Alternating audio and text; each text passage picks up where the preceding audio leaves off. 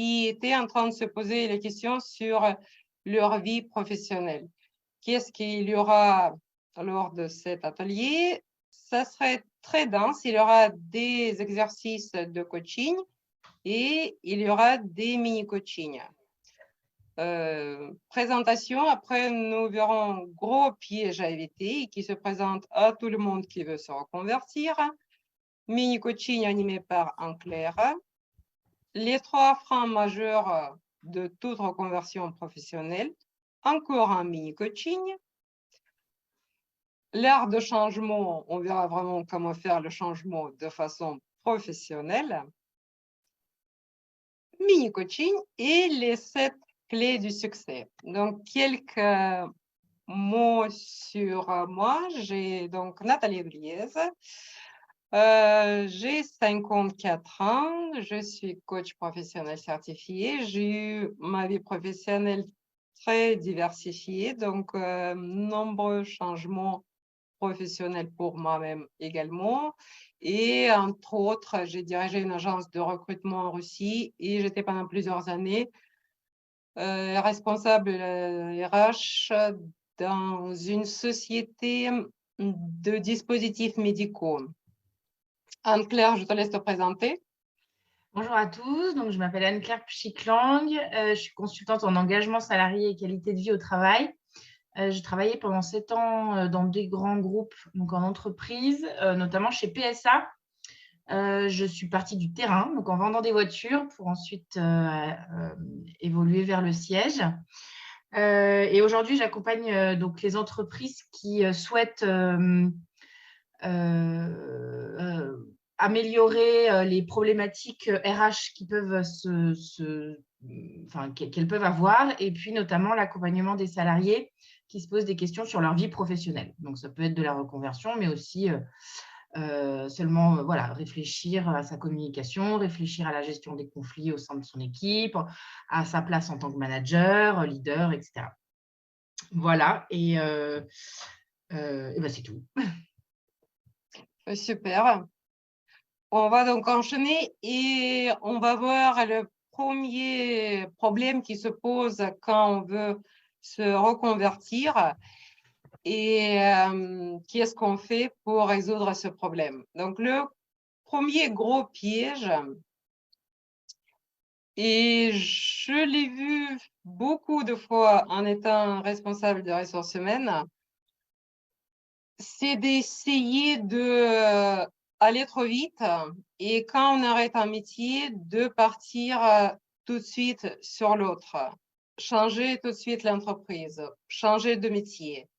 En fait, pourquoi ce n'est pas bon tant que nous n'avons pas compris qu'est-ce qu'était réellement notre problème dans l'entreprise ou sur le poste où nous étions, il est extrêmement difficile d'atteindre le vrai résultat qui sera bénéfique pour nous.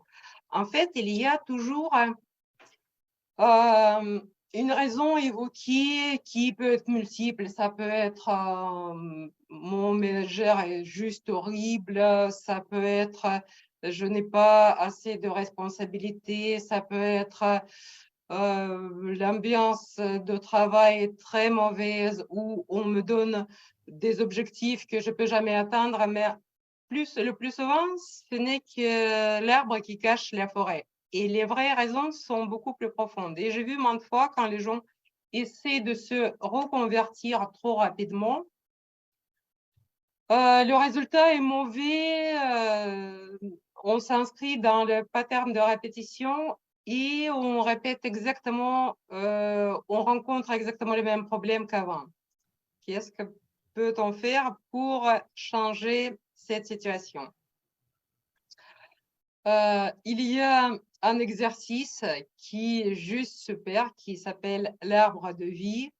Et d'habitude, quand je le fais avec mes coachés, c'est vraiment waouh effet. C'est peut-être le plus significatif que j'ai eu, c'est une personne, un homme qui me disait non, mais je suis nul, je sais pas faire, moi je suis bon à rien. Et après 1 heure et demie de cet exercice, c'était waouh, non, mais ça, c'est moi, ça, je sais faire, ça, c'est vraiment mes qualités. Et c'est vraiment, ça donne vraiment du punch. Et cet exercice, j'emploie quand je veux, au lieu de faire quelques séances, faire juste une séance pour donner la force à les personnes d'accomplir ce projet. Là, je vous invite à prendre les feux que vous avez probablement préparés déjà et à noter, parce que nous n'aurions pas le temps d'entièrement effectuer cet exercice. Donc, vous allez juste noter ce que vous feriez après, ce qui vous permettra vraiment de faire chez vous cet exercice. Qu'est-ce que c'est l'arbre de vie? L'arbre, c'est vraiment une métaphore qui nous permet de travailler soit sur nous-mêmes, soit sur notre projet. Et chaque partie de l'arbre a une signification. Je ne vous demande pas de dessiner l'arbre comme voilà tout joli. D'habitude, les arbres des coachers ressemblent plutôt à ceux qui sont en bas à droite de l'écran. Et donc, vous notez juste la signification. Les racines de cet arbre, c'est notre passé, c'est notre histoire. C'est d'où on vient ou d'où vient notre projet. Ça peut être aussi bien des événements positifs que des difficultés, mais des difficultés qu'on a su transcender et qui nous ont donné encore plus de force, plus de caractère, plus de capacité. Donc, ça peut être aussi bien notre lieu de naissance, s'il nous a impacté. Ça peut être une personne qui était vraiment importante pour nous et qui nous a également influencé. Ça peut être des circonstances particulières de notre vie. Bref, tout ce qui nous a formés, tout ce qui a influencé notre caractère et notre parcours. Donc après, il y a le sol. Le sol, pour le vrai arbre, c'est d'où l'arbre puise toutes ses forces. Quand nous le travaillons en coaching, le sol va être principalement nos valeurs, nos besoins et nos passions. Donc, d'où nous allons puiser l'énergie pour accomplir des choses. Les valeurs, c'est vraiment hyper important pour nous.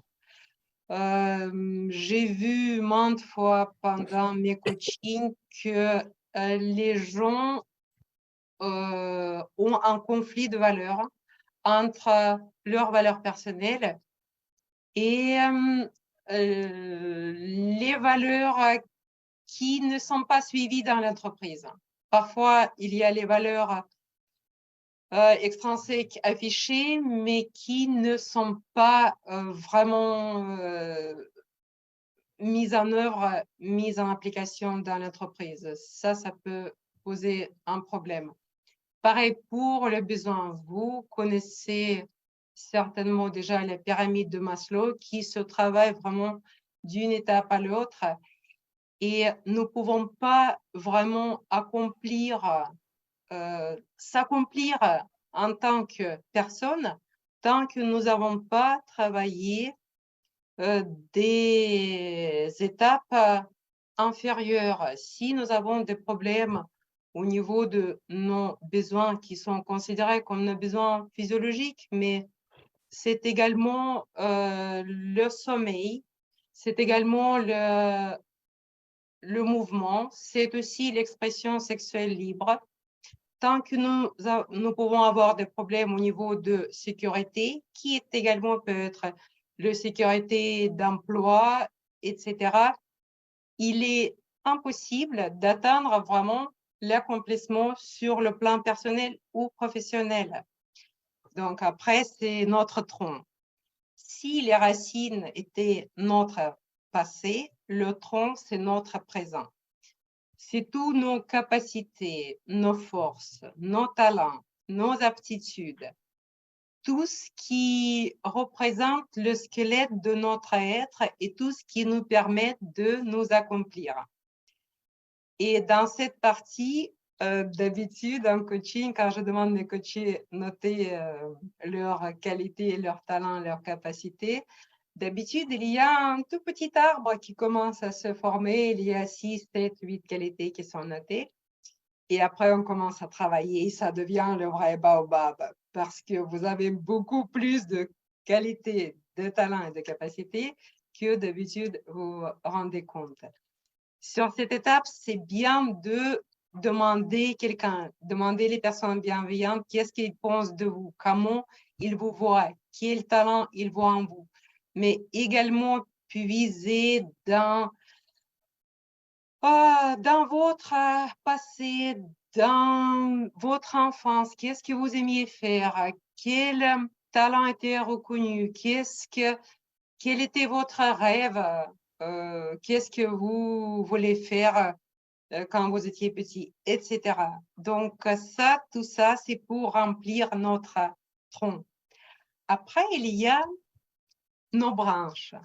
Les branches, c'est notre avenir, c'est tous les projets que nous avons, ce sont nos rêves, ce qu'on veut accomplir, comment on se voit. Il y a sur les gros branches, on note vraiment des grands projets et sur les petits branches, on peut noter les ramifications de ce projet ou quelque chose des petits défis du quotidien ou un premier pas pour accomplir ce projet. Bref, tout ce que nous voulons faire, et c'est très bien de le noter parce que de cette façon, nous arrivons à vraiment avoir la liste complète de tout ce qu'on veut faire, de tout ce qu'on veut accomplir. Et c'est très important. Puis vient les feuilles. Les feuilles sont des personnes qui sont importantes dans votre vie. Les personnes ressources, les personnes qui vous soutiennent, les personnes qui vous aident. Il faut vraiment mériter cette feuille sur votre arbre. Vous ne les donnez pas à n'importe qui. Et quand vous travaillez sur votre projet, quand ce sont des ramifications de votre projet, vous mettez des personnes qui peuvent vous aider justement avec cette partie de votre projet, vers qui vous pouvez vous tourner, les personnes qui vous donnent de l'énergie. Parfois, ça peut être également une personne qui vous inspire, même si ce n'est pas une personne de votre entourage, mais une personne que vous pouvez regarder et dire, comment cette personne aurait fait pour accomplir cette grande chose, que quelque part, vous pouvez considérer comme un étalon, comme votre mentor. Et vous pouvez également le noter, même si c'est un héros du livre ou, j'en sais rien, une personne imaginaire. Quand vous avez noté toute cette personne-là, vous faites également les fleurs et les fruits qui poussent sur votre arbre. Les fleurs et les fruits sont des cadeaux que la vie vous a fait. Qu'est-ce que vous pouvez considérer comme un cadeau que vous avez reçu? Pourquoi vous avez la gratitude? En quoi vous pouvez dire que la vie vous a gâté, que voilà, tout d'un coup, vous avez reçu quelque chose inattendu. Et ça, c'est très bien également parce que quand vous êtes dans les vibrations de gratitude, c'est beaucoup plus facile d'avancer, c'est beaucoup plus facile d'accomplir ce que vous souhaitez d'accomplir. Et quand vous avez rempli, et n'hésitez pas à mettre un peu de temps, n'hésitez pas à revenir, même mettre plusieurs jours, repenser, renoter, parler avec d'autres personnes. Et une fois que c'est fait, vous donnez le nom à votre arbre. Le nom, c'est très important aussi. aussi bien pour vous que pour l'accomplissement de votre projet, parce que c'est vraiment quelque chose qui doit vous inspirer, quelque chose qui vous permettra de mieux avancer dans votre vie ou dans votre projet. Et puis, quand vous regardez votre arbre, j'aimerais bien d'avoir de vos nouvelles, comment vous vous sentez par rapport à ça. Donc voilà le premier exercice que je vous propose pour justement éviter de sauter trop rapidement d'un emploi à l'autre, mais de pouvoir s'étudier soi-même et étudier son projet. Et nous allons continuer. Là, c'est l'heure du premier mini-coaching et je passe la main à Anne-Claire. Merci Natalia. Alors donc dans cet atelier, il va y avoir trois séances de mini-coaching. Donc ce que je vous propose, c'est que sur votre feuille, vous écriviez quelques mots-clés, vous réfléchissiez pendant 1 minute 30 à peu près, en répondant à la question « Que voulez-vous changer ?» Donc aujourd'hui, qu'est-ce que vous voulez changer? Je vous laisse 1 minute 30 pour réfléchir à la question et ensuite, il me faudra quelqu'un qui voudra bien se lancer et y répondre en direct devant tout le monde. Voilà. Alors, à tout de suite dans 1 minute 30. Changer à quel niveau, si je peux demander? Ah, c'est vous qui voyez. Donc, pro, perso. Ouais, aujourd'hui, qu'est-ce que vous voulez changer? Changer de couleur de cheveux. D'accord. Enfin, voilà. Aujourd'hui, qu'est-ce que vous voulez changer? Et bon, si possible, des sujets qu'on pourrait, pour qu'on puisse en discuter là, en direct pendant cet atelier. Donc, vous avez là sur votre papier des mots-clés ou plusieurs idées ou une chose. Est-ce que vous pouvez mettre en face une note sur 10? Selon vous, quelles sont vos chances de réussite d'arriver à ce changement? Donc, 10 sur 10, je vais y arriver sans problème. 0 sur 10, c'est la galère. Je pense que je n'y arriverai pas. Alors, qui veut se prêter au jeu? Je veux bien essayer. Jean-Philippe? Oui. Avec plaisir. Alors, que voulez-vous changer, Jean-Philippe? Alors, j'ai noté que j'aimerais changer, en tout cas améliorer ma façon de communiquer sur mon activité, notamment sur les réseaux. Parce que quand j'ai commencé à le faire, c'était dans un objectif avant tout de partage, donc de donner de la valeur, etc. Et avec le recul et des échanges que j'ai eu avec des clients aussi, je me rends compte que je ne communique pas assez sur mon offre, typiquement. Donc, je sais qu'en termes d'activité et de développement d'activité, c'est quelque chose qu'il faut améliorer. Donc, c'est quelque chose que j'aimerais bien changer. D'accord. Et quelle note vous avez mis sur 10? Alors, j'ai mis 10 sur 10 parce que j'ai réfléchi et je vois aucune raison de ne pas y arriver si je fais le nécessaire. Donc, ça devrait le faire. D'accord. Et donc, qu'est-ce qui vous pousse à vous mettre cette note de 10 sur 10? Alors, parce qu'au-delà du fait de me dire je peux y arriver, c'est surtout que je dois y arriver aussi. Déjà pour mon activité, mais pour mon projet de vie au sens large. Donc, j'ai mis 10 parce que si j'y arrive pas, la seule solution, c'est de trouver une autre façon d'y arriver. Donc, ça va bien fonctionner. Alors, si vous êtes confiant dans ce succès, donc d'améliorer votre façon de communiquer sur les réseaux, qu'est-ce que vous attendez d'un coaching alors? Alors, la raison pour laquelle c'est un objectif d'améliorer ma façon de communiquer, c'est que ce n'est pas un objectif d'aujourd'hui. Ça fait quelques mois déjà que je travaille là-dessus. Et je me rends compte que, parce que j'ai réfléchi là-dessus, et que j'ai encore quelques freins personnels sur la communication, notamment sur la partie se mettre en avant. parler de soi, parce que dans le coaching, c'est ce qui fait la différence aussi, c'est au-delà de l'offre de coaching, c'est le coach qu'il y a derrière, parce qu'on ne va pas réinventer non plus. Donc, c'est cette partie-là aussi où c'est pas encore inné, c'est pas encore totalement à l'aise, même si j'arrive à le faire.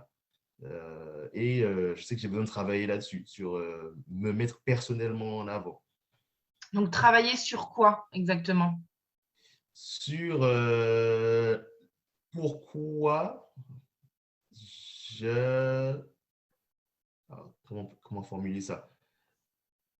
J'ai commencé à identifier quelques croyances qui, même si j'en ai conscience, me limitent encore, me freinent encore dans le fait de parler de moi. Ouais. Et donc, qu'est-ce que vous attendez de ce travail alors? Au final, au bout de ce travail, vous attendez quoi? De définitivement casser ses croyances, parce que en discuter avec moi, ça commence à faire le travail, mais en discuter avec quelqu'un d'autre, ça ancre la réflexion. Donc, c'est aussi le fait d'avoir quelqu'un qui m'en parle et qui me guide là-dessus, ça officialise la décision et la réflexion que j'ai prise là-dessus, et ça me forcerait, entre guillemets, à me dire, bah, OK, maintenant, il n'y a pas que toi qui a eu la réflexion, tu en as parlé avec quelqu'un, tu t'es engagé à le faire, donc maintenant, il faut le faire. C'est à peu près ça qui me vient en tête pour l'instant. Donc, casser mes croyances, qu'est-ce que vous voyez d'autre qui pourrait être changé? Alors, c'est le gros truc sur les croyances. Bon, après, il y a forcément une partie stratégie, mais ça, c'est comment le faire, au-delà de il faut le faire, c'est comment le faire. Comment le faire d'une façon qui me correspond aussi. D'accord. Et ça, casser mes croyances, vous pensez, en mettant une note sur 10, vous pensez y arriver, enfin, vos chances de réussite d'y arriver en notant sur 10? Bah, je suis très optimiste, donc je note toujours à 10 sur 10 mes chances d'y arriver. Parce que avec l'expérience, je sais que vu que je dois y arriver parce que pour mon projet, si je fais le nécessaire, je peux y arriver. Donc, les chances d'y arriver sont élevées. On peut peut-être mettre un 9 sur 10 parce qu'il y a toujours ces histoires de les croyances qui traînent, etc. et qui font que le problème, ce n'est pas le temps d'y arriver, c'est le temps que ça va prendre pour y arriver.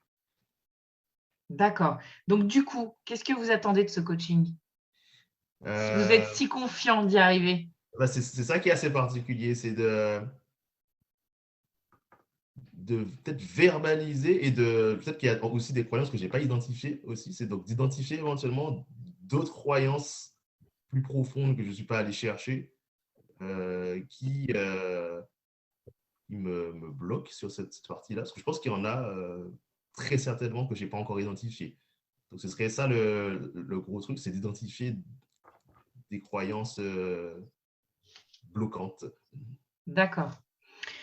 Et qu'est-ce qui est important pour vous aujourd'hui? C'est-à-dire, par rapport à cet objectif? Oui, ou autre. Là, on vient de parler de quelque chose que vous vouliez changer. Mm-hmm. Et si vous changez un petit peu de perspective, aujourd'hui, qu'est-ce qui est important pour vous? Ce qui est important, c'est déjà d'être satisfait de ce que je fais, de ne pas avoir de regrets. Ça, c'est vraiment très, très important. Et de pouvoir aider au mieux les personnes que je peux aider. D'accord.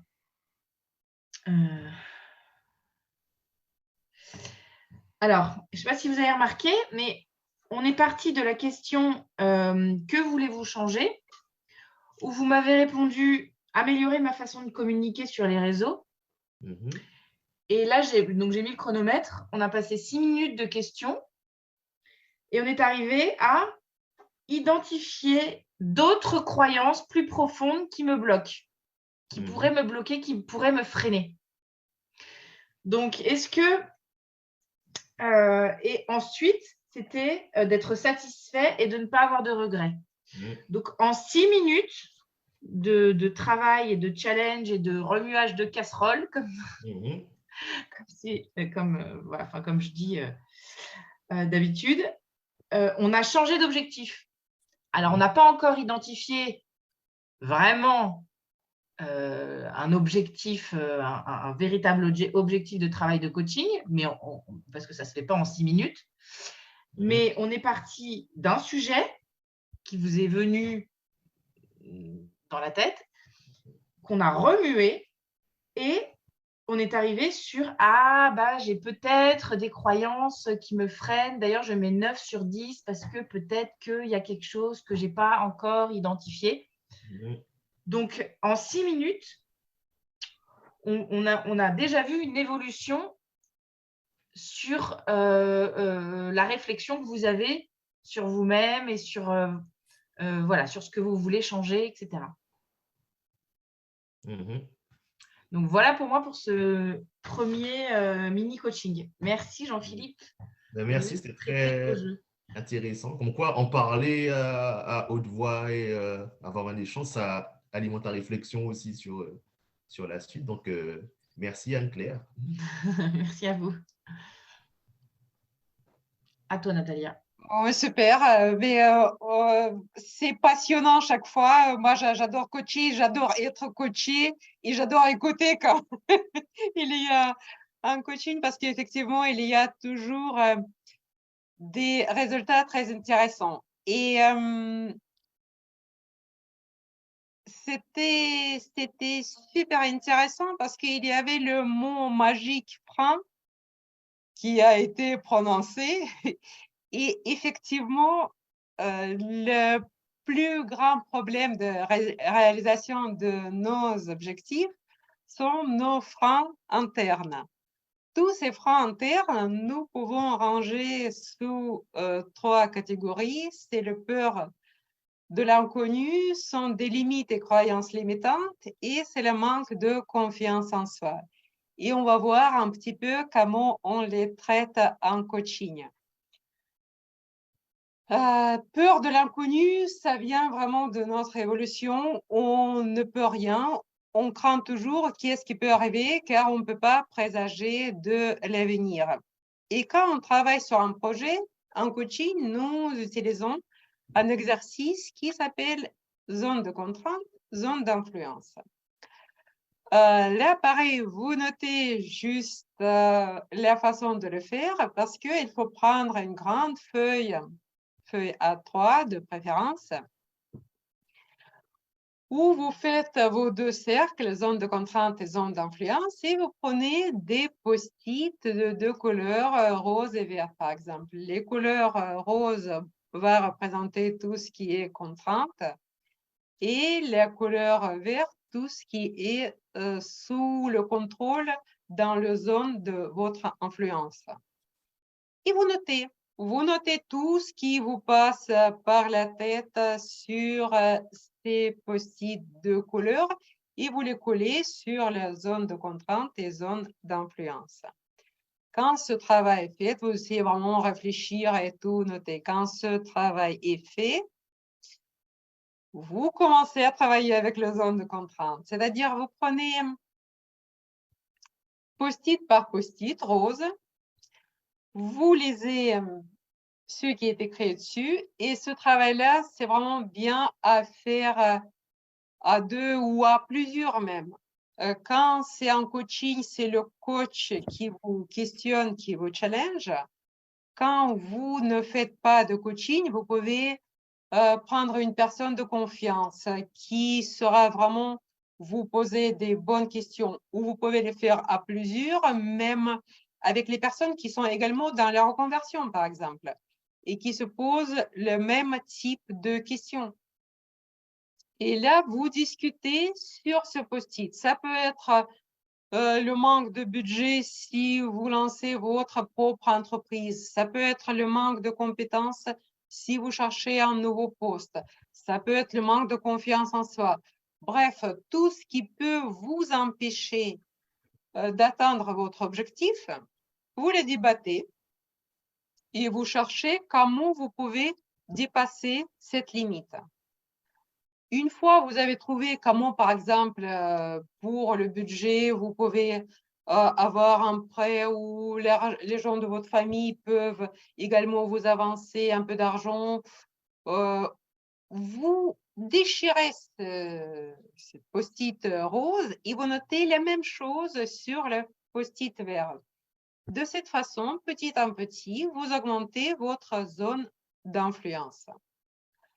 Si néanmoins, après toutes les discussions, après toute cette réflexion, s'il y a toujours trop de post-it roses qui restent, ça veut dire qu'il faut peut-être donner un peu plus de temps à votre projet. Ça veut dire que peut-être il n'est pas encore mûr. Si, au contraire, votre zone d'influence s'est bien élargie, ça veut dire que vous êtes prêt de vous lancer.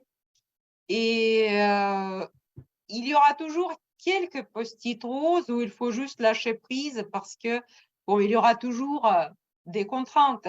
Il y aura toujours des choses, des risques que vous allez prendre quand vous êtes dans le changement. Et nous passons à l'étape suivante, ce sont limites et croyances limitantes.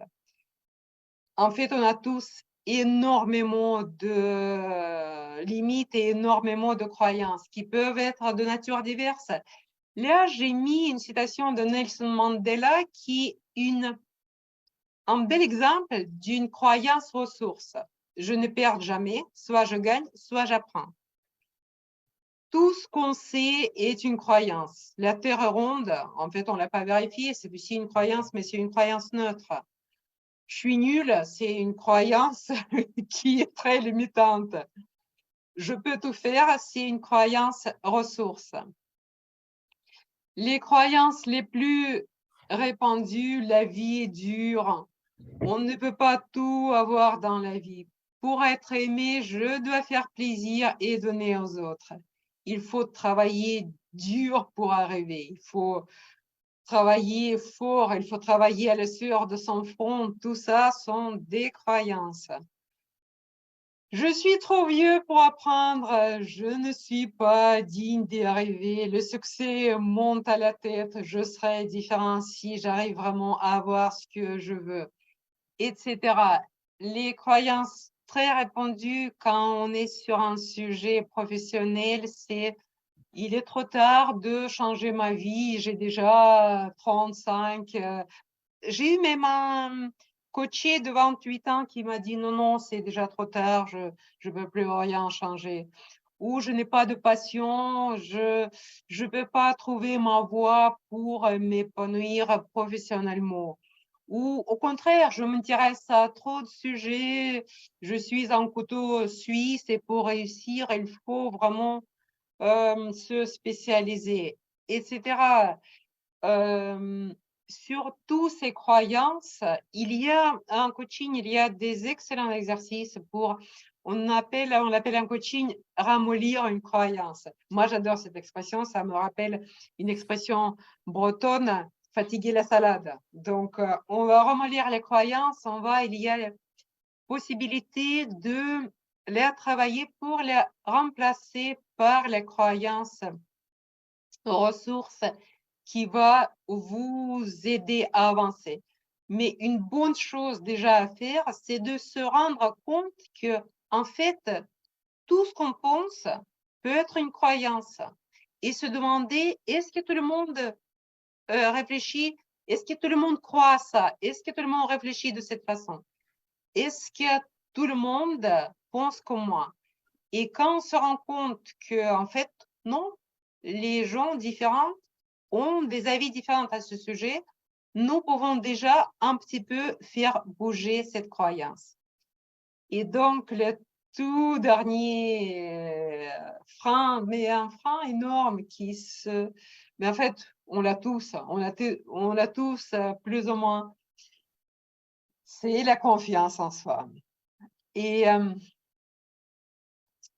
j'ai mis la statistique de l'ANSEE, 44% des Français actifs estiment que les changements de poste sont risqués. C'est aussi une croyance comme une autre.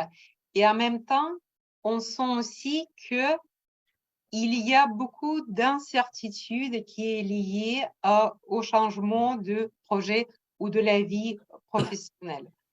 Donc, pour augmenter la confiance en soi, on est encore dans l'image de l'arbre. En fait, c'est une image qui est image métaphorique très fort et qui nous donne beaucoup de choses sur lesquelles nous pouvons réfléchir. Et donc, pour la confiance en soi, nous comparons souvent confiance en soi avec le feuillage de cet arbre, où le tronc, c'est l'estime de soi et les racines, c'est l'acceptation de soi et l'amour de soi. Et c'est en priorité sur ces trois parties qu'il faut travailler. Si nous avons le manque de confiance en soi, ça veut dire qu'il y a des lacunes quelque part. Soit estime de soi, soit acceptation de soi, soit l'amour de soi, ou les trois qui demandent d'être retravaillés. Dernièrement, j'ai eu pendant un coaching une coachée on a déjà bien travaillé. Il m'a dit non, maintenant je suis à fond, j'ai une belle confiance en moi. Et dernière fois, il revient et il dit, oh mais non, et là, en fait, elle s'est mise à apprendre les motos et sa session d'apprentissage s'est super mal passée. Et il revient, non, je suis nulle, je peux pas, je ne saurai jamais. Je dis, mais voilà, ça nous retourne de nouveau sur les mêmes, sur l'estime de soi, sur l'acceptation de soi, sur l'amour de soi. Et il y a pareil, il y a les mêmes méthodes pour les travailler. Et d'ailleurs, c'est également un petit appel à Jean-Philippe. Il y a des choses certainement à retravailler à ces niveaux-là parce que dès qu'on pense qu'on est bloqué quelque part, un petit coup de retravailler l'amour de soi, ça nous aide souvent à un petit peu mieux avancer sur nos projets et retrouver pleinement la confiance et pouvoir parler de soi également. Et je repasse la main à Anne-Claire pour le deuxième session de mini-coaching. Alors, de la même manière, vous allez écrire, donc réfléchir pendant 1 minute 30 sur existe-t-il un inconvénient pour atteindre ce changement? Donc, le changement que vous avez écrit dans la première question qui était que voulez-vous changer? Là, maintenant, pendant 1 minute 30, écrivez quelques mots-clés sur existe-t-il un ou plusieurs d'ailleurs inconvénients pour atteindre ce changement? C'est parti. Continuez, hein, c'est très intéressant. Voilà. Et bien, avec plaisir, Jean-Philippe. Alors, donc, on a déjà eu du coup ce que vous vouliez changer tout à l'heure. Donc, identifier les autres croyances plus profondes. Apparemment, il y aurait encore des choses à gratter. Donc, existe-t-il un inconvénient pour atteindre cet objectif? Alors, pour être sûr d'avoir bien compris la question, c'est un inconvénient qui m'empêche d'atteindre l'objectif ou oui. atteindre l'objectif? Oui, un frein. Un frein. Ah, du coup, j'ai mal compris la question. Parce que j'avais répondu à s'il y a un inconvénient au fait d'atteindre l'objectif. Alors, dites-moi ce que vous avez mis. C'était intéressant comme réflexion parce que j'ai marqué si je communique bien et que j'ai plein de gens qui viennent, je vais pouvoir refuser des gens. En fait, c'est un truc que je n'avais jamais vraiment réfléchi comme ça. Et il y avait aussi un truc, ça c'est un truc classique, de me dire, peut-être qu'il y a des gens qui pourraient ne pas vouloir finalement le faire, chose avec laquelle je suis totalement OK. Mais pourtant, c'est ce qui m'est venu aussi sur le fait de communiquer plus. C'est le fait il y a des gens avec qui ça n'a pas matché. Ouais. Que ce soit de leur côté ou de mon côté. Et, Ouais. Et qu'est-ce qui vous inquiète à ce niveau-là? c'est un peu mon côté fait plaisir, je pense, qui ressort de. J'ai encore du mal, même si je le fais régulièrement, à me dire quelqu'un vient en me disant j'ai besoin, etc. et de dire en fait non. Voilà. Ça passera pas. Ça ne passera pas, vous n'êtes pas prêt. Voilà, même si je le fais, c'est jamais facile. Et c'est peut-être ça qui joue derrière, de me dire, ben, plus j'aurai des gens qui vont venir, plus il y a des gens avec qui il faudra que je renvoie. Mhm. Et il y a un truc à travailler peut-être là-dessus. Et qu'est-ce que vous pourriez faire du coup justement avec ces gens avec qui vous ne pouvez pas travailler pour X raisons? C'est une bonne question. Merci. Alors là, comme ça, ce qui me vient, c'est de les renvoyer vers quelqu'un d'autre, mais vers qui, je ne sais pas encore. Ça dépendra des gens. Mhm. Et travailler un peu plus sur le fait que il y a des fois, ça ne va juste pas fonctionner. Et c'est pas de leur faute, c'est pas de ma faute. C'est juste qu'on n'est pas compatible et lâcher prise là-dessus, quoi. Ouais. D'accord. Et est-ce que la réussite de ce changement est de votre seule responsabilité?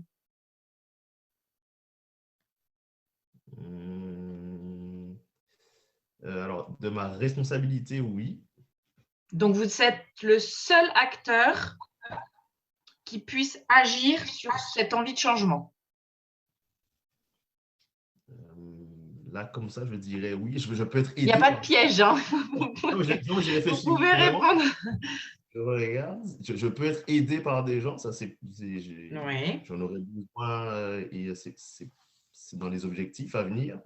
Mais a priori, le seul responsable, les gens vont juste être des rallonges de moi-même, des personnes à qui je peux déléguer. Mais ce sont des choses que, a priori, je suis responsable totalement de si ça se fait ou pas. Après, si ça D'accord. fonctionne, c'est autre chose, mais si ça se fait, c'est de ma responsabilité. Vous êtes seul maître à bord. Voilà. Si ça marche, ce sera grâce à vous. Si ça ne marche pas, ce sera aussi grâce à vous.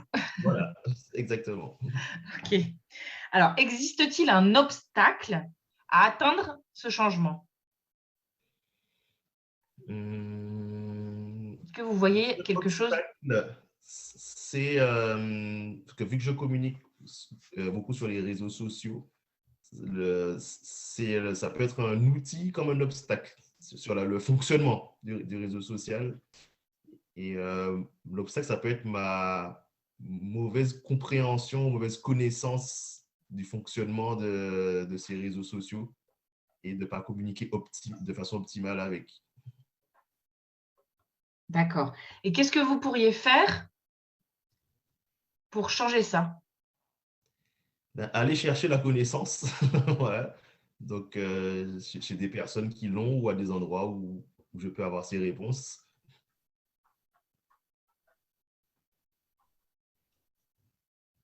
Bon, est-ce que vous voyez d'autres freins à cette volonté de changement? Là, comme ça, il n'y a rien qui me vient.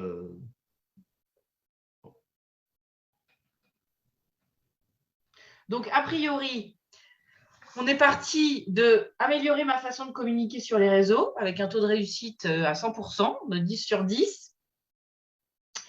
En creusant un peu, vous dites que vous avez des difficultés à vous mettre en avant, que vous avez des croyances que vous avez déjà identifiées qui vous limitent, qui sont limitantes.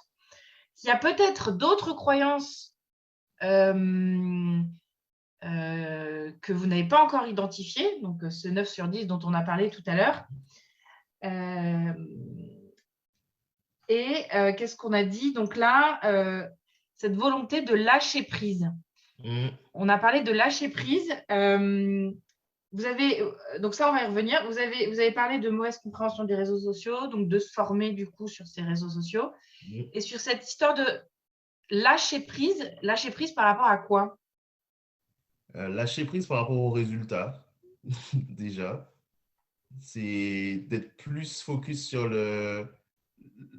trouver la satisfaction dans le fait de l'avoir fait. Et comme je disais, ce qui m'inquiète, c'est plus d'avoir des regrets de ne pas l'avoir fait parce que je voulais que ce soit parfait, etc. Et l'intérêt de lâcher prise, c'est de dire, bah, je fais de mon mieux, je vais chercher les infos là où je peux, et après, c'est plus de mon fait. Sans regret, ça fonctionne pas, tant pis, on trouve une autre solution, mais lâcher prise sur les résultats. Aujourd'hui, vous avez du mal à lâcher prise? J'y arrive quand même, mais pas assez. La preuve, je ne communique pas encore assez sur cette façon-là. Donc, je travaille dessus. Parce que vous avez peur d'échouer? Alors, je pense que c'est plus vicieux que ça. J'ai peur de réussir. Il y a un vrai truc là-dessus, sur les croyances, etc., et que j'ai identifié et que je travaille dessus. C'est plus une. J'ai travaillé sur la peur de l'échec, ça va, ça commence à être derrière moi. Mais la peur de réussir, c'est un autre truc que je n'avais pas vu venir, forcément. D'accord. Et qu'est-ce qui vous fait peur dans la réussite? Je pense que c'est comme disait Nathalie tout à l'heure, c'est l'inconnu aussi. Savoir, ben, il y a quoi après? Parce que plus j'avance, plus je vois qu'à chaque étape, il y a des nouveaux avantages, mais des nouveaux inconvénients. Donc, il y a toujours la question de c'est quoi l'inconvénient d'après? Quel impact ça va avoir sur ma vie? Voilà, je pense qu'il y a un peu de ça aussi.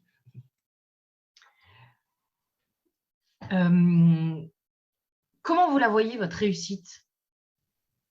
Comment je la vois? Euh, Grandiose. Ben, je la vois avec beaucoup de fierté et surtout, c'est une réussite qui profite à beaucoup de personnes.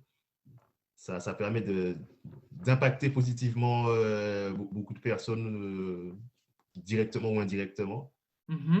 Et une réussite personnelle qui devient une réussite collective. Voilà. Bon. Il y a beaucoup de positifs dans ce que vous dites, mais il y a 2 secondes, on disait peur de la réussite. Alors, qu'est-ce qui vous fait peur? Ben, c'est comment je vais gérer cette. Parce que je sais que la réussite en tant que coach, je suis un peu l'outil du produit. Et du coup, ça ramène des gens, ça ramène le regard sur soi, ça ramène des demandes, enfin plein de choses. Ça peut amener plein de choses, le fait de devenir une personne publique. Et Le regard sur soi? Voilà. Enfin, quand on dit sur soi, on n'est plus le coach de particulier, parce que surtout sur les réseaux sociaux, on devient une personne publique. Au-delà du coach, on devient plus influenceur, limite. Réussir dans le coaching, ça me va, c'est OK. Réussir dans la partie influence réseaux sociaux, c'est un autre métier, voilà, si j'ose dire. Et c'est peut-être ça qui me fait réfléchir, c'est que j'ai totalement confiance en mes compétences de coach, pas forcément mes compétences d'influenceur. Voilà. Est-ce que vous voulez être coach et influenceur? Ben, si c'est nécessaire pour la réussite de mon projet, oui. Est-ce que c'est nécessaire? Oui, je pense, parce que j'ai réfléchi là-dessus.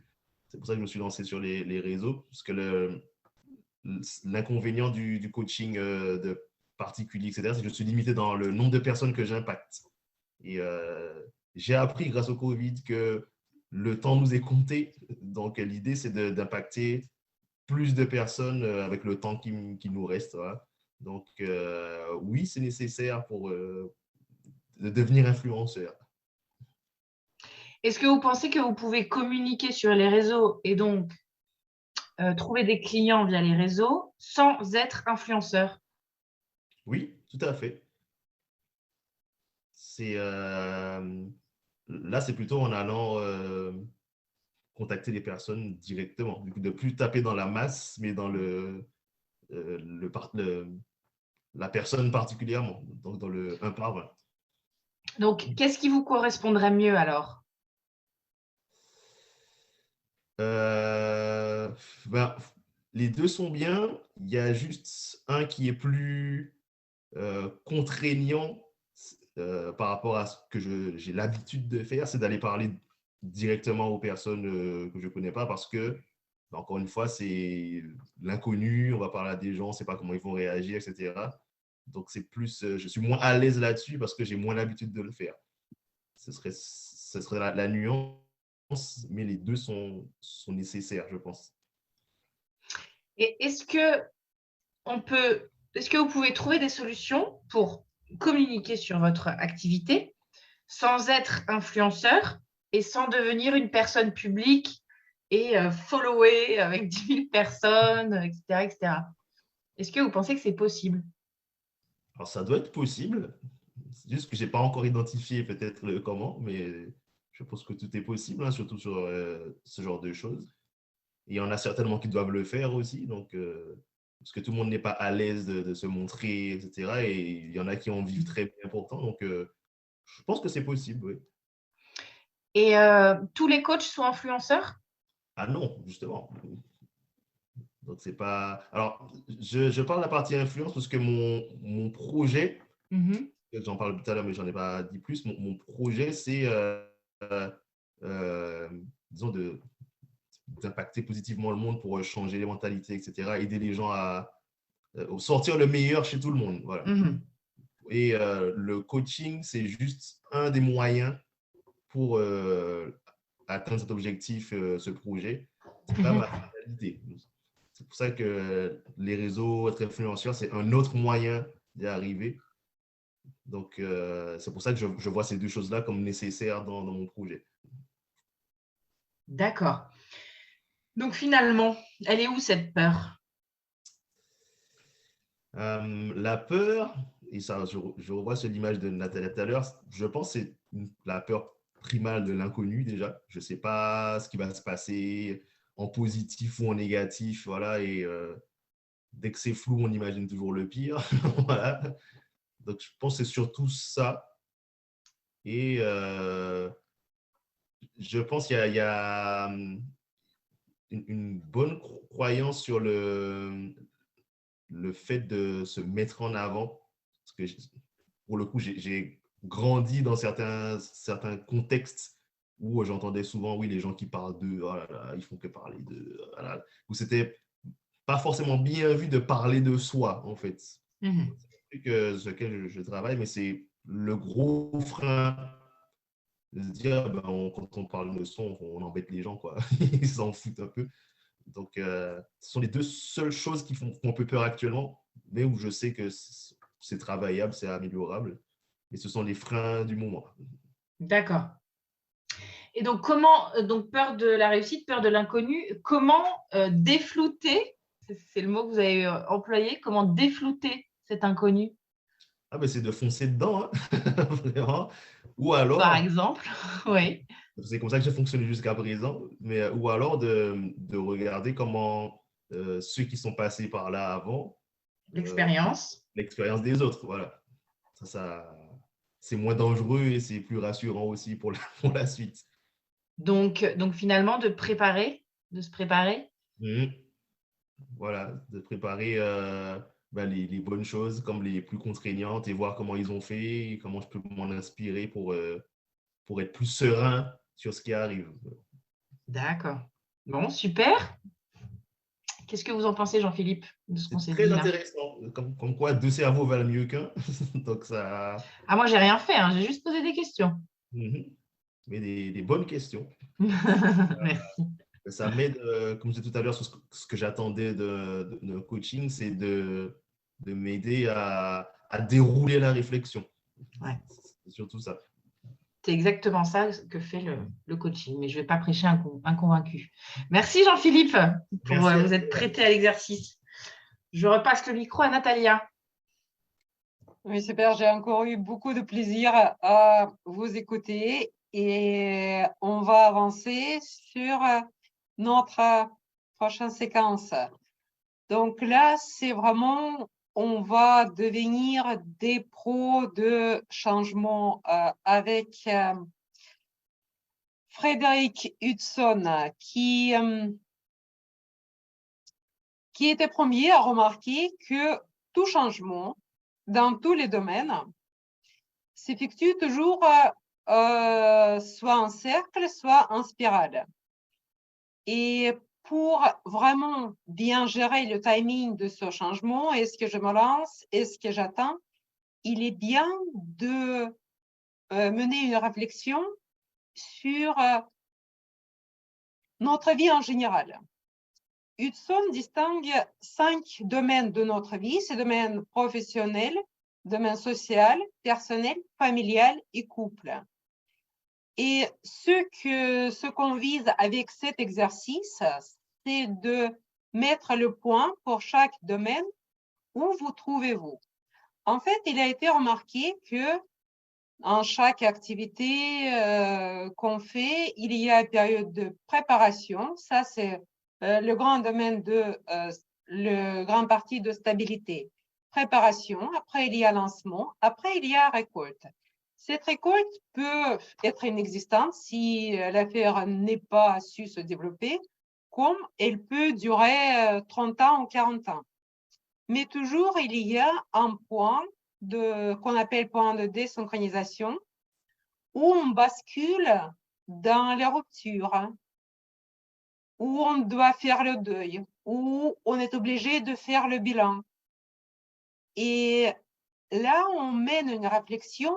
Si il suffit de rectifier quelques paramètres dans notre façon de faire, on peut rétablir le nouveau projet et repartir dans le domaine de stabilité. Par contre, parfois, le questionnement est plus grand. Il ne s'agit plus de notre façon de faire, mais de notre façon d'être. Et nous avons besoin d'un questionnement plus profond, où on tombe dans la maturation, qui peut être accompagnée parfois des gros doutes, parfois même de la dépression, jusqu'à le temps de trouver le deuxième point de changement et de partir dans le renouveau, dans l'invention du futur. Donc, il est toujours super bien de poser, en fait, pour chaque domaine, de voir où est-ce que nous en sommes. Si dans la grande majorité de domaines, nous sommes dans les périodes de stabilité, oui, on peut lancer un projet. Par contre, si sur d'autres domaines, on est déjà en plein questionnement, peut-être ce n'est pas la peine de lancer maintenant. On attend à être un petit peu plus stable et on fait tout pour être plus stable dans d'autres domaines. On va voir un petit peu plus précisément le deuil, qui est le point, le partie 5 de ce changement en 10 étapes.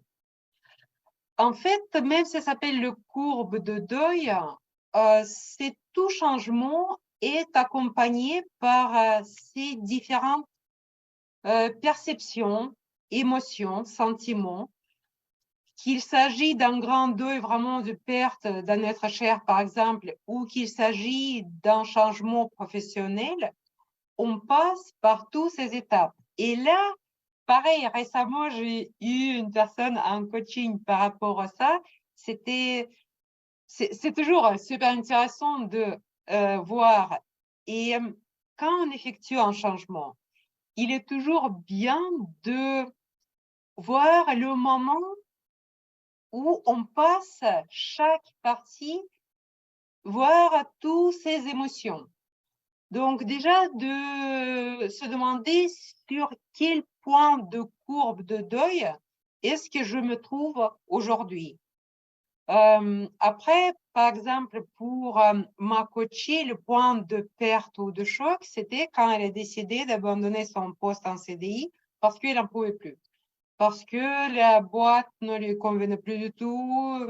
Elle disait qu'elle stagnait, elle n'arrivait plus à rien de bon, les relations étaient mauvaises, donc elle a décidé de partir. Par contre, chaque départ, on effectue un changement. Et donc, on avance. Au début, on est dans les périodes de déni. pour ma coachée, cette période de déni était, il est parti d'une boîte et il a commencé à envoyer les CV dans tous les sens avec quelque part un espoir de retrouver un poste en CDI et de l'autre côté, avec un refus profond de repartir encore en CDI dans une autre boîte. Et là, c'est très important de voir quel sentiment dominant nous avons par rapport à cette situation. Quelle peur nous pouvons identifier par rapport à ce changement. Quelle qualité et quelle valeur que nous avons identifiées, par exemple, avec l'arbre de vie, peuvent nous permettre de sortir de cette situation. Après, il est intéressant de voir auquel moment on se met vraiment en colère.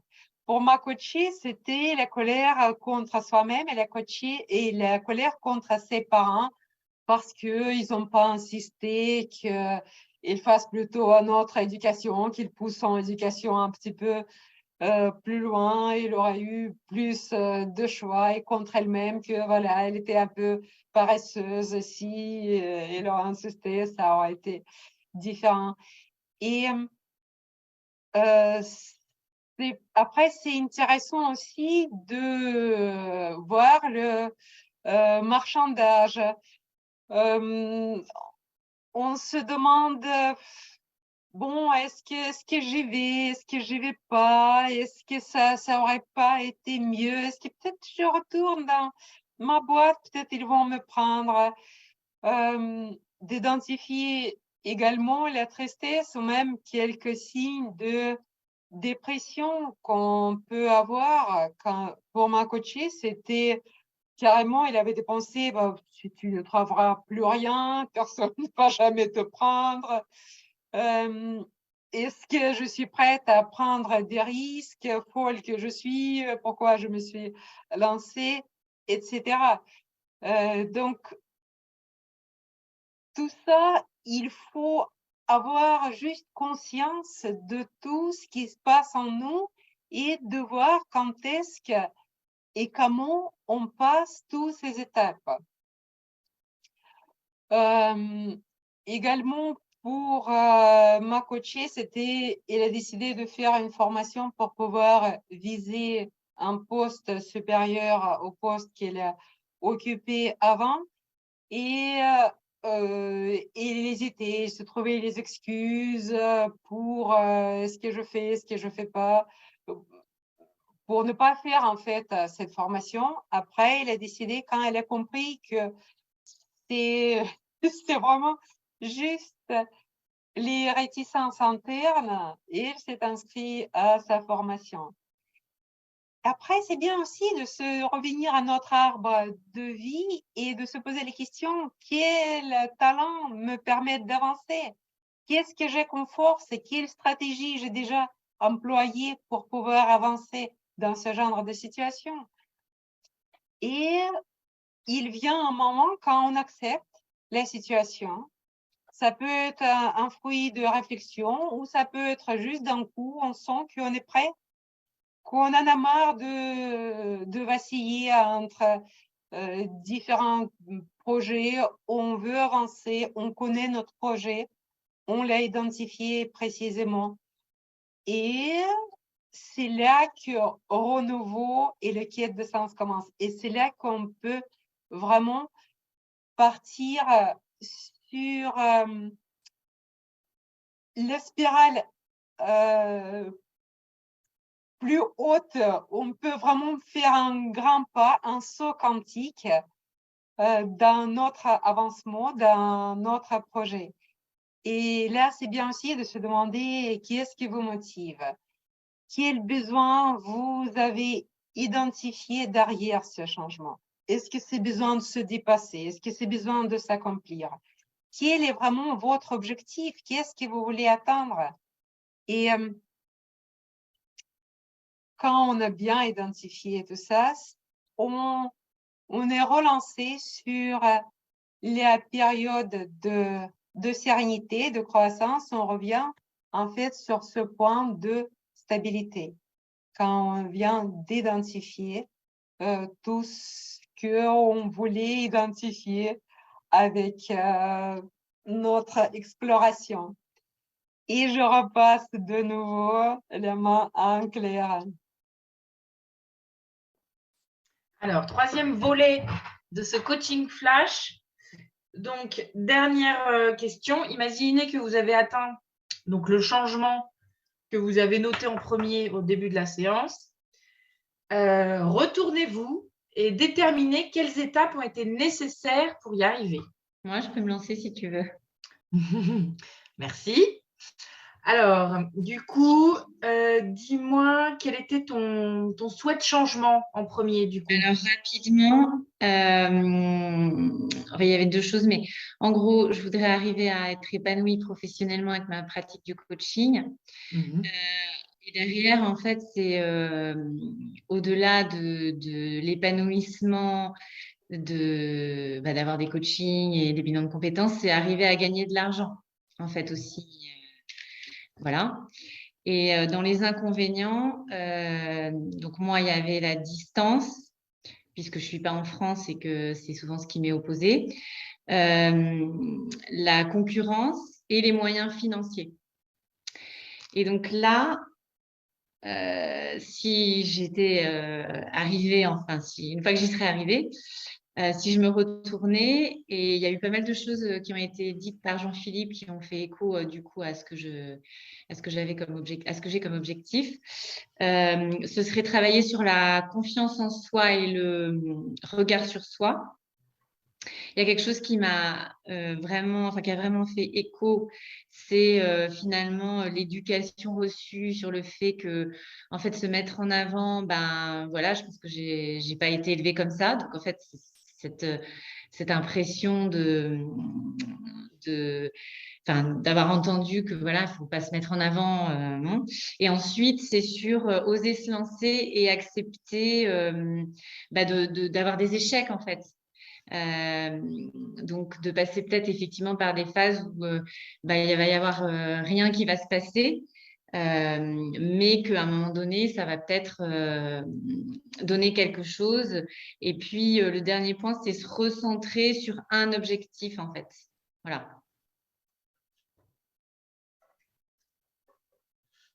Donc, plusieurs choses. Le travail sur soi, oser se lancer et accepter l'échec, mais c'est aussi un peu un travail sur soi. Et puis peut-être recentrer les actions en gardant toujours un objectif et pas vouloir peut-être essayer d'être partout et puis finalement arriver à rien. Ok, et par quoi tu commencerais du coup? Je pense que je travaillerai d'abord sur moi. Donc, travailler sur toi, donc sur la confiance en toi, en soi, Ouais. en toi. Ok, et comment tu te prends? Oui, dis-moi. Voilà, sur oser y aller, quoi. Je veux dire, voilà, là, il y a toujours le site, j'ai fait un site internet, mais je le partage pas parce qu'il n'est pas assez, parce que j'ai l'impression qu'il n'est pas assez professionnel. Enfin, voilà, c'est des détails, mais du coup, j'ai tout le temps, je me mets je pense, des freins et des barrières parce que c'est pas, peut-être pas parfait aux yeux de, voilà, mais en tout cas au mien. D'accord. Et du coup, comment tu... Ouais. Sur la distance, le retour en France, bon, ça, peut-être qu'à un moment donné, je prendrai cette décision, mais c'est vrai que ce n'est pas forcément le premier frein que je peux adresser. Et sur la concurrence, c'est la même chose. Je veux dire, il y a plein de concurrence. Bon, voilà, il faut que je l'accepte et puis c'est tout. Enfin, donc, je pense que c'est vraiment plutôt sur, voilà, la première chose, ce serait sur oser y aller. D'accord, ok, oser y aller. Et donc, tu prends ta feuille de plan d'action, de brouillon. Qu'est-ce que tu écris en premier? Je commence par quoi? Je commence par partager mon site internet. Ok. Partager mon site internet. Donc, finalement, il est bien ce site internet. Parce que là, j'ai fait quand même quelques photos un peu plus professionnelles. Donc, oui, je pense que là, on y est. Bon. Ensuite, deuxième étape.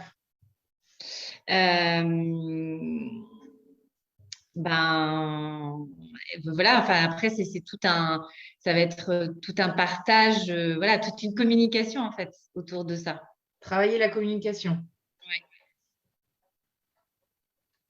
Tu sais faire ça. Bah oui, c'est ça le pire. Bon, bah alors, il est où le Oui, problème, justement. madame? C'est peut-être, le problème, il est peut-être là, en fait. Bon, on travaille la communication. Donc, demain, 9 h, qu'est-ce que tu fais? Eh ben, je partage mon site internet sur LinkedIn. D'accord. Faut encore que Allez. je résolve un petit problème technique parce que j'arrive pas j'ai des photos qui sont pas enfin bref, qui apparaissent pas correctement. Mais j'espère que je trouverai une solution d'ici demain. D'accord. Avec des hashtags. Hashtag recrutez-moi. Hashtag je suis trop forte. Donc, Oui, les demain, hashtags. 9 h, tu partages ton site internet sur LinkedIn. Et la suite? Ben après, je vais le partager aussi à mes réseaux. Aussi, plus.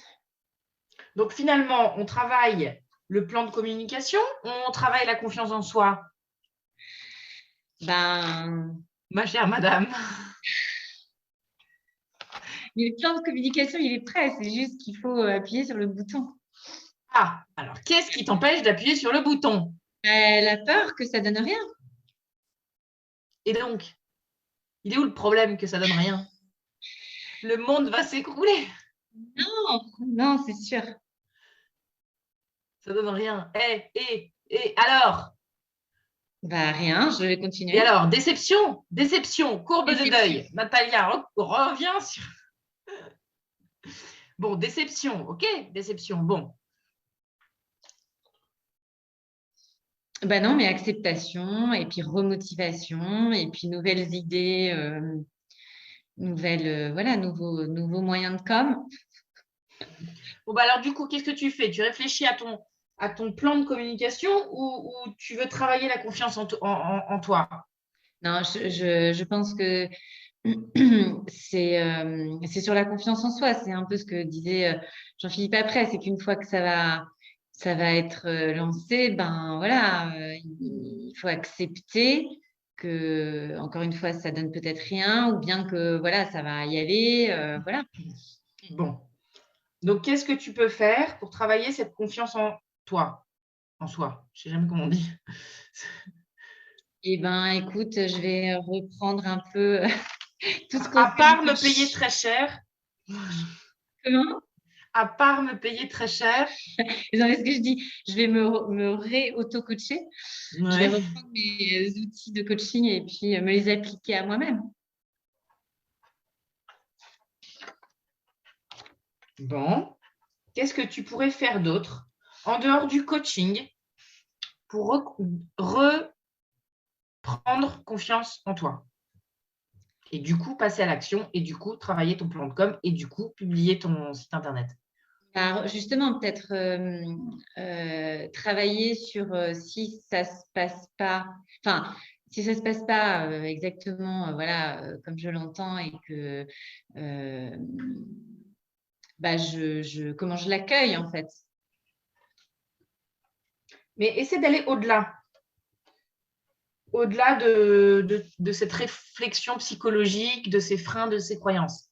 Autrement, essaye d'aller au-delà peut-être d'un coaching, de discussion avec des copines, de je ne sais pas quoi, de comment tu pourrais, pour améliorer cette confiance en toi. Il n'y a pas que le coaching, ou il n'y a pas que reprendre mes outils de coaching et me les appliquer. Il n'y a pas que ça qui pourrait te faire gagner de la confiance en toi. Ouais, écoute, c'est vraiment professionnel parce que d'un point de vue personnel, alors je sais pas, ben, regardez justement dans ma vie personnelle comment j'ai confiance en moi, parce que dans ma vie personnelle, j'ai pas trop de voilà, c'est vraiment professionnel en fait. Alors, quelles sont les ressources dans ta vie personnelle qui pourraient te donner confiance en toi dans ta vie professionnelle? je sais pas, il y en a plein. Tout ce que j'organise en ce moment je suis présidente de la communauté des expatriés français en Croatie et francophones. J'organise énormément de choses, d'événements. Voilà. D'ailleurs, je vais peut-être faire un petit atelier sur Back to Work pour toutes les femmes qui ont suivi leur mari, qui ont quitté leur job et puis ouais. Oui, ça, c'est un bon. Ouais. Atelier Back to Work, ok. Essaie d'aller plus loin, d'être plus créative, même des choses folles. Comment tu pourrais retrouver confiance en toi professionnellement?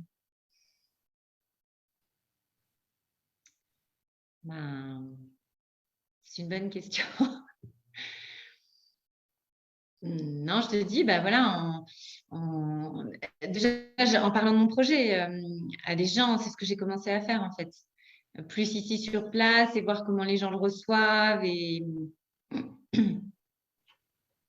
avant que ce soit sur les réseaux de manière, c'est ce qu'on disait tout à l'heure, de masse, de manière, voilà, on lance le truc et puis peut-être faire plus des choses en one-to-one voilà, pour expliquer mon projet aussi et avoir un peu des réactions, des choses comme ça.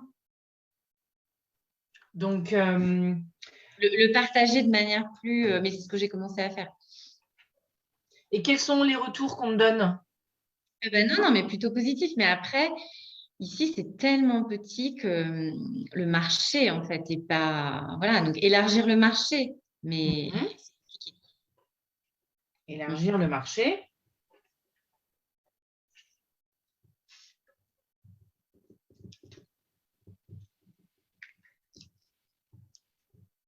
Bon, donc travailler la confiance en soi, donc reprendre mes outils de coaching et me les appliquer, organiser des ateliers back to work avec les femmes qui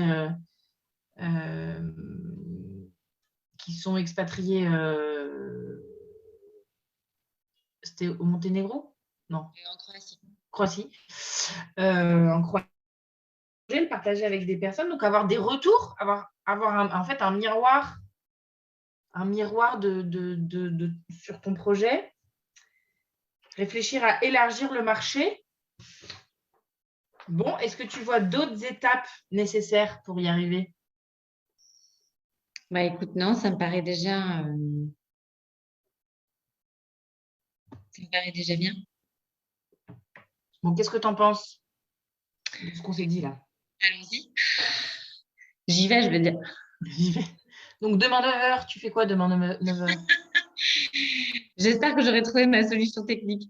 Mais j'ai quelqu'un qui peut m'aider. J'ai une ressource pour m'aider. Ah, bravo. Elle dégage du temps, mais... Bon, tu prends un café cet après-midi avec cette personne qui peut t'aider. Ouais. Sauf que demain, c'est jour férié, donc c'est vrai que c'est peut-être pas le meilleur jour pour partager professionnellement pour les gens qui sont ici, tu vois.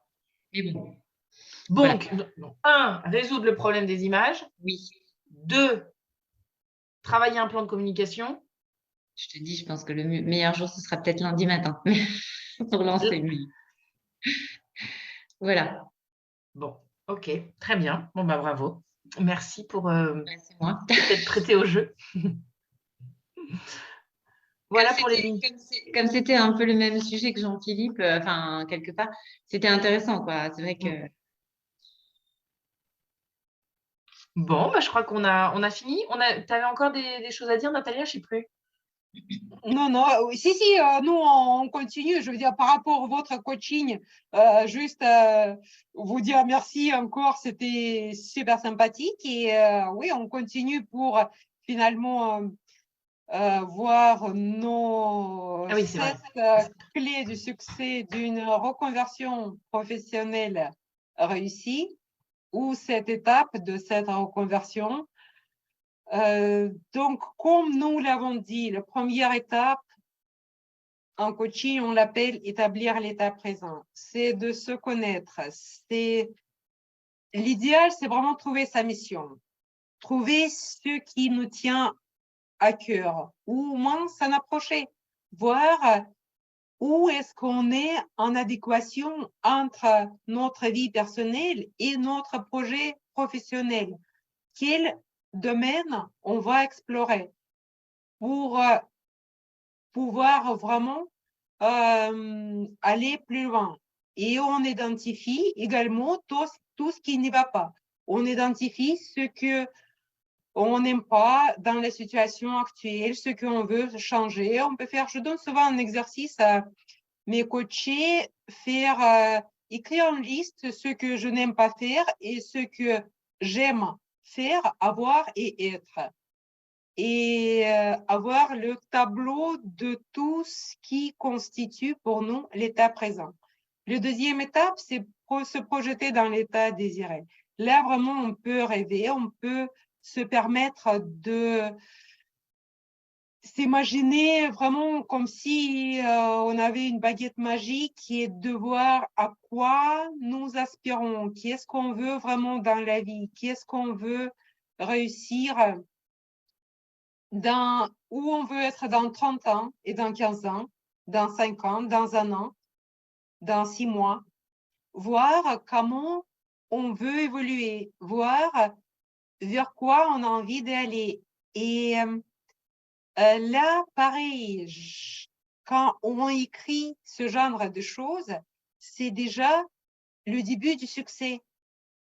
C'est déjà, on avance vers notre, tant que c'est flou, on ne sait pas où on va, on ne peut pas y arriver. Quand on l'a mis sur une feuille noir sur blanc, on sait déjà qu'est-ce qu'on veut, à quoi on aspire et à quoi on veut arriver. Donc après, une fois qu'on a bien rêvé de tout ça, on va le déterminer plus précisément. On va établir notre objectif SMART-TAKE, qui est donc simple. C'est vraiment sujet, verbe, complément. La meilleure façon de le noter, c'est vraiment se demander est-ce qu'un enfant, disons un enfant de 10 ans ou 12 ans, peut comprendre ce que je veux. Après, il doit être spécifique, c'est-à-dire personnel.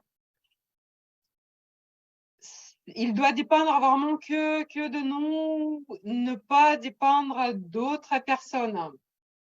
Après, il doit être mesurable. On va noter quels critères nous permettront de dire, voilà, j'ai atteint mon objectif. Peut-être dans quelle branche je veux retrouver le travail, ou quel type d'entreprise, sur quel poste, quels horaires, à quelle distance de mon domicile je veux trouver mon travail. Bref, quels critères me permettent de dire que voilà, j'ai réussi. Après, notre objectif doit être ambitieux. Ça doit donner envie de l'atteindre, ça doit nous inspirer. Mais en même temps, il doit être réaliste, il doit être atteignable. On part pas tout de suite en Amérique latine pour, j'en sais rien, faire pousser les patates ou pour danser le tango. On essaie de vraiment, il y a la notion d'écologie qu'on va voir très vite. On essaie vraiment d'être dans la démarche écologique. Il doit être temporellement défini, c'est-à-dire que si on se donne un an, on se donne un an et on écrit qu'est-ce que dans un an on veut qu'il se passe. Voilà, on est bien, il doit être écologique. C'est bien sûr, nous parlons de l'écologie personnelle, c'est-à-dire pas de changement trop brusque. Sinon, il y a la fameuse résistance au changement qui va essayer de nous empêcher à l'atteindre. Cet objectif doit être écrit, bien sûr. On essaye de le définir, on fait 3 à 4 versions et après on détermine notre objectif. J'entends plus, Natalia, c'est votre cas aussi? Comment? Ah. Bon, elle doit Moi avoir aussi, un je t'ai problème. perdu. Il y a un petit peu de conversation. Bon, je continue. Et cet objectif doit être contractuel. Qu'est-ce que ça veut dire qu'il doit être contractuel quand on est en coaching? Est-ce qu'il y a des problèmes, non? Problème technique, Ouais, non? ça a coupé pendant 30 secondes, mais c'est bon, on t'a retrouvé. Ok, bon, mais super. Donc, en coaching contractuel, on fait le contrat avec son coach. Le coach travaille pour vous, vous travaillez pour votre objectif. Quand vous n'êtes pas en coaching, c'est votre entourage qui va prendre le relais. C'est vraiment très important d'avoir quelqu'un devant qui on va être responsable et qui va nous contrôler un petit peu. Une chose, c'est s'engager juste avec soi-même. Autre chose, c'est s'engager vis-à-vis d'une autre personne. Ça aide beaucoup. Donc, après, on va parler du stratégie. Donc, la stratégie, quelles options on peut explorer? Donc, qu'est-ce qui est important pour nous? Qu'est-ce qui est moins important ou n'est pas important du tout? Quel type d'entreprise on vise? Quel type de poste? Qu'est-ce qu'on souhaite faire? Qu'est-ce qu'on souhaite apprendre? Etc.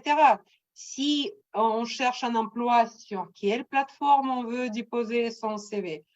Est-ce qu'on contacte une agence? Est-ce qu'on fait toutes les démarches soi-même? Combien de CV on envoie par jour? Etc. Quel type d'entreprise nous intéresse pour ne pas juste envoyer son CV dans tous les sens? Quand j'ai travaillé en ressources humaines, il y a parfois les gens que je contactais et qui s'en souvenaient plus qu'ils ont contacté notre entreprise.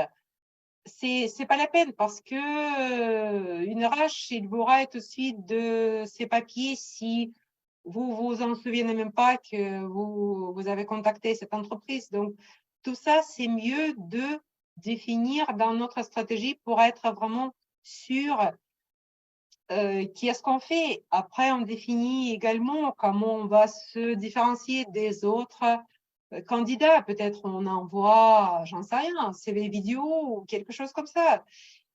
Comment on se focalise sur les besoins de l'entreprise. En fait, je suis en train de parler de stratégie, mais là, on est sur les blocages et les solutions.